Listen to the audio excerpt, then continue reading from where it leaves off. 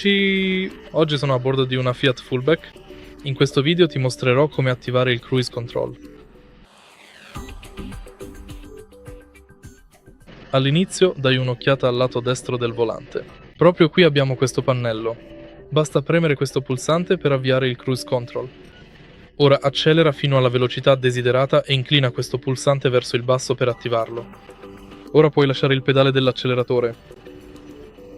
Per aumentare la velocità, premi il pulsante res+, per diminuirla, premi il pulsante set-, per metterlo in pausa, premi cancel.